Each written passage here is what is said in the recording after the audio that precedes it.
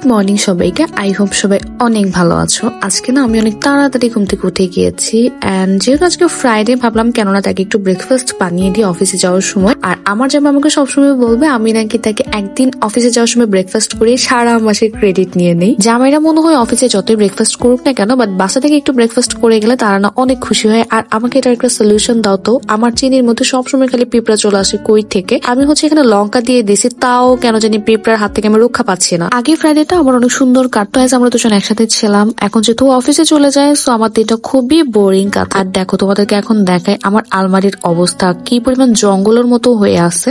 উইন্টারের যত কাপড় চোপড় ছিল সবগুলো বের করে ফেলছে, আর বের করার পরে আমার আলমারির এই অবস্থা। তো এটা গুছাতে হবে, বাট আজকে গুছাবো না, অন্য একদিন গুছাবো, আজকে এত সময় না। এই বস্তাগুলোর মধ্যেই না আমি আমার উইন্টারের সব কাপড় চোপড় রাখি, এন্ড এগুলাকে আমি একটা গোপন জায়গায় রাখি, যেটা তোমাদেরকে আমি বলবো না, কারণ তোমাদেরকে যখন আমি এটা বলবো তোমরা আমাকে অনেক পচাবা। সো এটা একদমই বলা যাবে না। এখন চলে আসলাম একটু রান্না বান্না করতে। আমি অনেক তাড়াতাড়ি ঘুম থেকে উঠে গিয়েছে, ভাবলাম বসে না থেকে কিছু একটা রান্না করে ফেলি। আর এখানে আমি একটু কাটাকুটো করে নিচ্ছি, যেহেতু খালা আর একটু পরে আসবে সো আমি ওনার জন্য ওয়েট করে থাকলে তো আমার লেট হয়ে যাবে। খুবই সিম্পল রান্না বান্না, তেলাপিয়া মাছ দিয়ে আলু দিয়ে রান্না করব। আর আমি তোমাদেরকে এর আগেও বলছিলাম যে আমার মাছ রান্না না সচরাচর হঠাৎ করে ভালো হয়, সবসময় কিন্তু ভালো হয় না।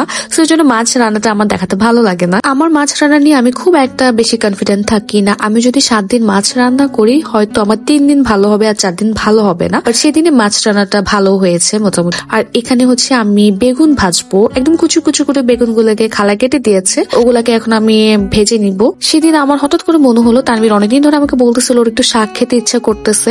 দেন আমি খালাকে বললাম যে আপনার যে শাকটা বেশি ভালো লাগে বা যেটা ভাজলে অনেক মজা হয় আপনি সেটাই নিয়ে আসেন। দেন উনি আমার জন্য নিচে থেকে শাক কিনে নিয়ে আস। খালা বললো এটা কলমি শাক। আমি আমার শাক একদমই চিনি না, জাস্ট লাল শাকটা ছাড়া আমি আর কোনো শাক ওরকম চিনি না। আর এই শাকটাকে আমি ছোট ছোট চিংড়ি মাছ দিয়ে ভেজে নিচ্ছি। এই শাক রান্নাটা খালাই আমাকে শিখিয়ে দিচ্ছিল পাশ থেকে। তারপরে এই তো উনি সবকিছু এখন ধুয়ে টুয়ে ক্লিন করে নিয়েছে। আর সেদিন খালা আমার মনটা একদম খারাপ করে দিল।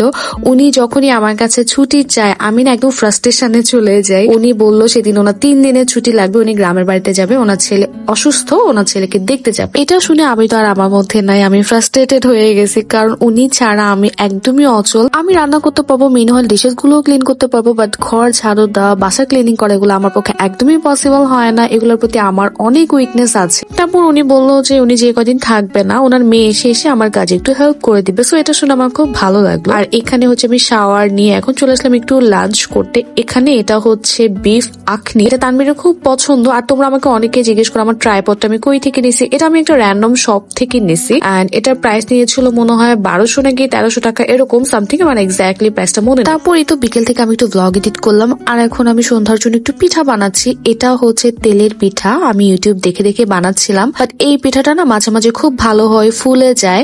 বাট সেদিন কেন জানি একদমই ফুলতেছিল না, একদম পাতলা পাতলা হয়ে যাচ্ছিল। বাট টেস্ট কিন্তু খুবই ভালো হয়েছে। আমি অল্প একটু সোডাও অ্যাড করেছি, বাট কেন জানি তাও একদমই ফুলতেছিল না। দেখো কি পরিমাণ পাতলা। দেন এখানে আমি আমাদের জন্য একটু ক্যাপাচিনো বানিয়েছি। ও অফিস থেকে আসার পর আমরা নাস্তা করলাম, দুজন মিলে একসঙ্গে একটু কফি খেলাম। এখন চলে আসলাম আমরা ডিনার করতে। আর আমার জামাই সেদিন শাকটা দেখে না খুব খুশি হয়ে গেছে। ও বলতেছে আজকে সূর্য কোন দিকে উঠছে, যে আমার বউ আজকে শাক রান্না করছে, আমি তো বিশ্বাসই করতে পারতেছি না। ডিনার করার 1 ঘন্টা পরে আমরা দুজন মিলে একটু গ্রিন টি খাই। দেন গ্রিন টি খাওয়ার পর আমরা একটু ফোন টিপা টিপি করে কথা বললি, দেন এরপর ঘুমাই যাই। So that's for today's blog. Take care, bye by.